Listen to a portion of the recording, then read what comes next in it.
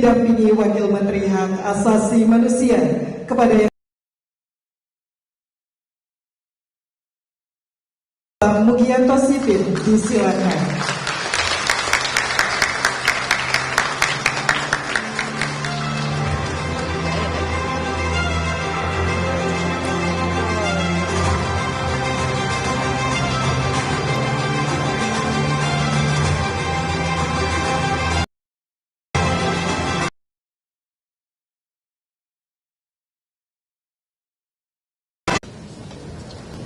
Badannya pendek,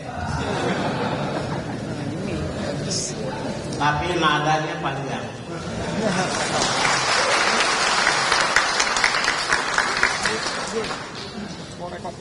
Nah, saya sudah kenal semuanya, para menteri dan para wakil menteri, lebih dari 20 tahun. Yang saya hormati, yang saya muliakan dan saya banggakan, Profesor Dr. Yusril Iza Mahendra,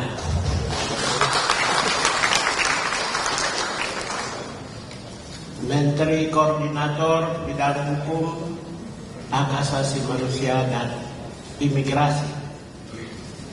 Yang saya hormati, saya banggakan dan saya muliakan, kakak saya, abang saya, Profesor Dr. Otto Hasibuan, yang cerdas dan pintar. Yang saya hormati dan saya muliakan, Bapak Menteri yang baik, yang mulia, Bapak Menteri Hukum Republik Indonesia, Supratman. Saya juga anggap kakak saya dari sisi politik. Yang saya hormati dan saya muliakan, saudara saya yang satu daerah dari ujung timur non-Jawa, Profesor Dr. Erik Aryeks. Beliau tangannya ada.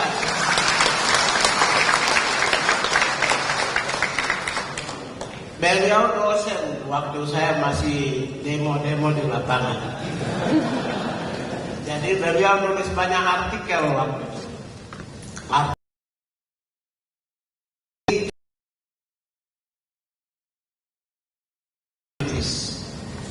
Ya, menjadi spirit untuk perjuangan, mengarahkan kami perjuangan dalam koridor hukum. Tulisan artikel-artikelnya ya, Bapak Wakil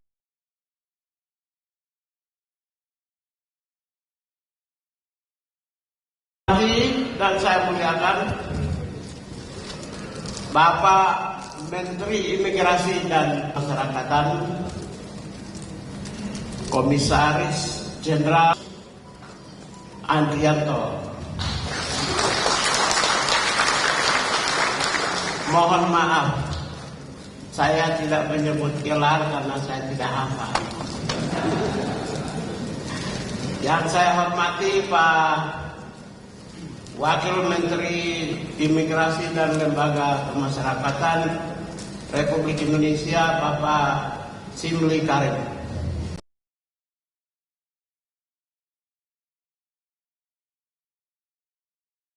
Akan seluruh staf, ya, juru parkir dulu saya hormati, karena saya pernah jadi juru parkir di Kementerian Transmigrasi.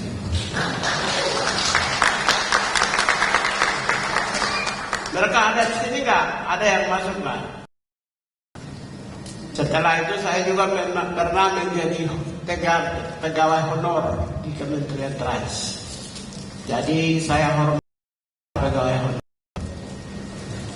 Lalu CPNS, PNS eselon 4 fungsional, struktural, sampai staf khusus menteri dan pimpinan Komnas HAM, dan hari ini menjadi menteri.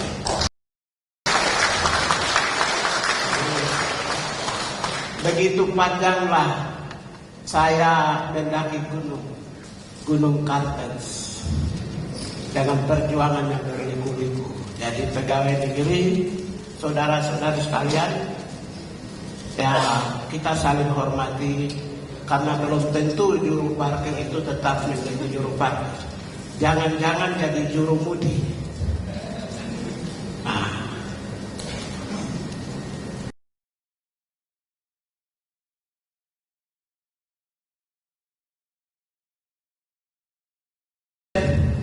para pejabat tinggi eselon 1, 2, dan para pejabat-pejabat pekerja fungsional yang saya muliakan.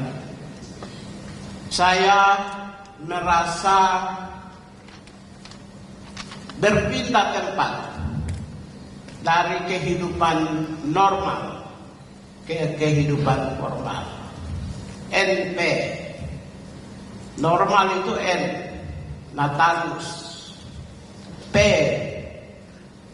formal, Pigai, NP. Ternyata ya, hanya Mugianto yang nggak ada. Nah, jadi berpindah tempat aja, pindah tempat saja. Yang pertama pindah tempat dari Latuhar Hari ke Kuningan. Pekerjaannya sama, yaitu pekerjaan kemanusiaan. Berpindah tempat dari sebagai aktivis kemanusiaan di lapangan, di jalanan, di kampung-kampung, di dusun-dusun, di desa-desa, masuk ke kantor yang mulia untuk menjadi menteri. Jadi hanya pindah tempat.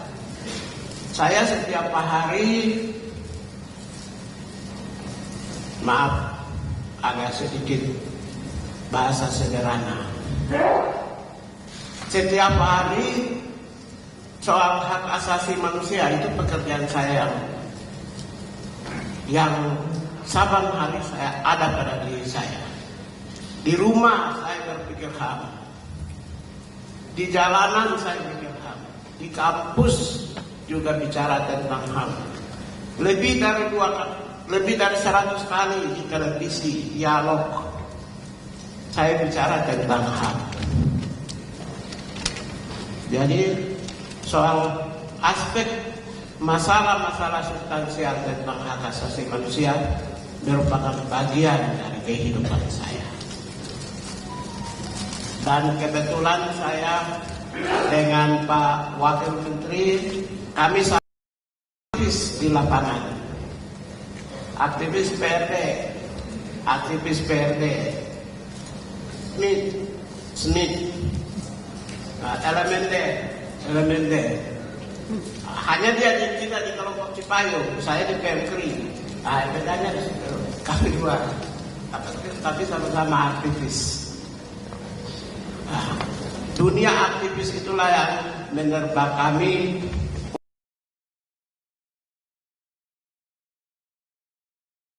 progresif, dinamis, dan lebih solidar, persaudaraan, kemanusiaan, kerakyatan, keadilan, di mana aspek-aspek itu dirumuskan oleh Bapak Presiden terpilih, Presiden yang sekarang kita punya, yaitu Jenderal Prabowo Subianto, dalam rumusan pertama cita-cita, yaitu Asta Cita nomor 1. Nomor 1 adalah hak asasi manusia, demokrasi, perdamaian, dan keadilan.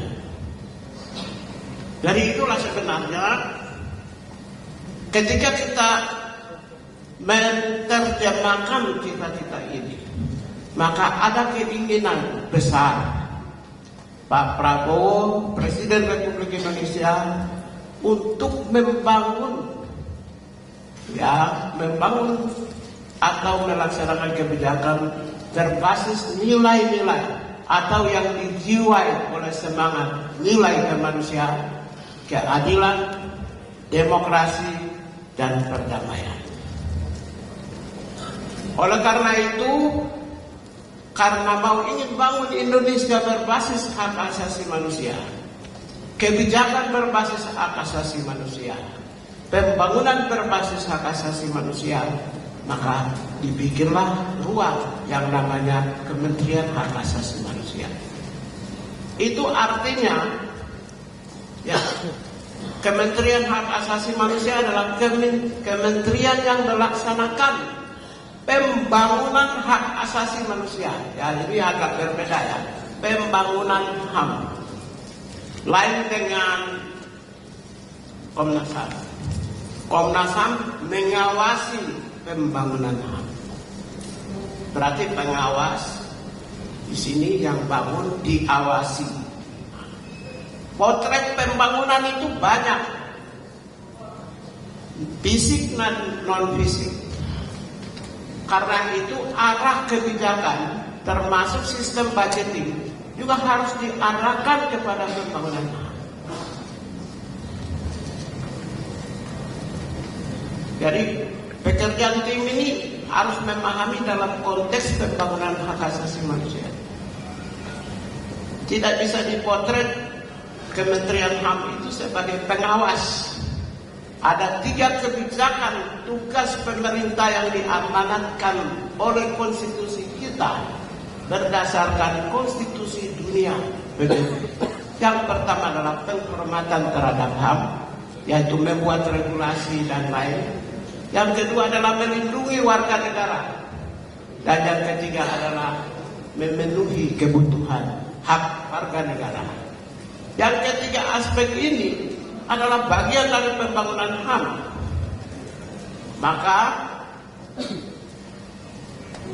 mulai dari penyusunan, katakanlah,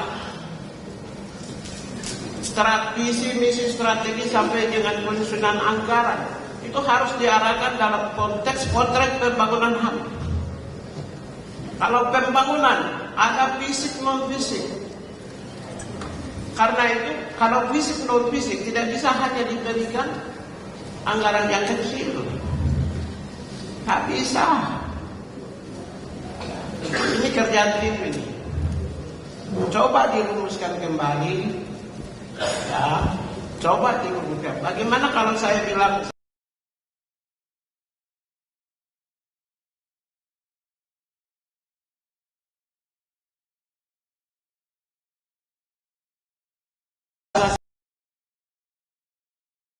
kesadaran HAM di seluruh Indonesia setiap desa, 80.000 desa.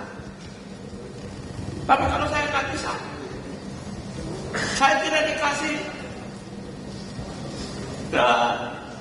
saya tidak dikasih fasilitas yang cukup. Kenapa Kementerian HAM itu dihadirkan? Berarti presiden punya perhatian khusus.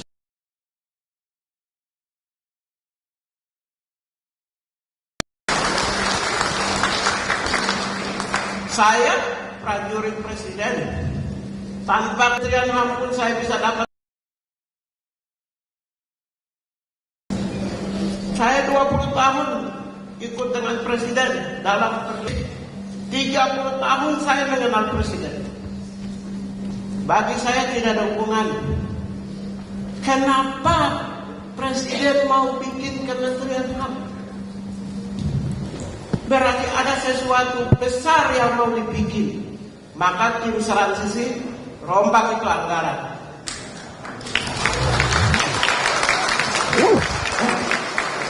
Rombak itu dari 20 triliun cuma 64 miliar. Nggak bisa. Tidak tercapai dengan cita-cita dan visi Presiden Republik Indonesia Prabowo Subianto. Sekian, terima kasih, dan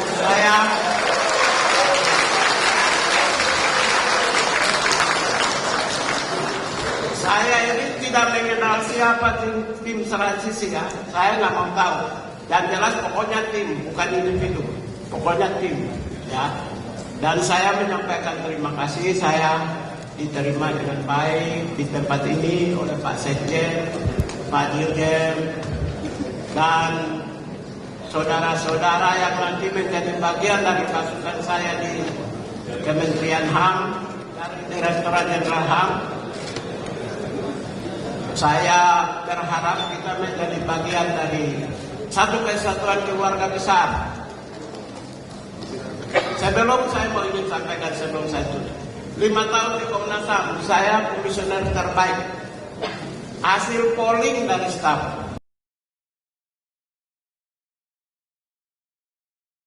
Jadi dengan saya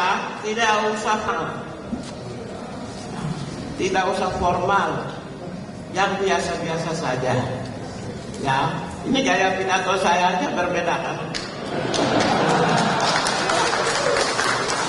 Dan saya dengan Pak Wakil Menteri kami datang sebagai aktivis untuk menjadi bagian dari keluarga dalam merumuskan apa yang ada dalam pikiran kami. Terima kasih, Tuhan memberkati kita semua. Assalamualaikum warahmatullahi wabarakatuh. Om Swastiastu, Namo Buddhaya. Salam kebajikan.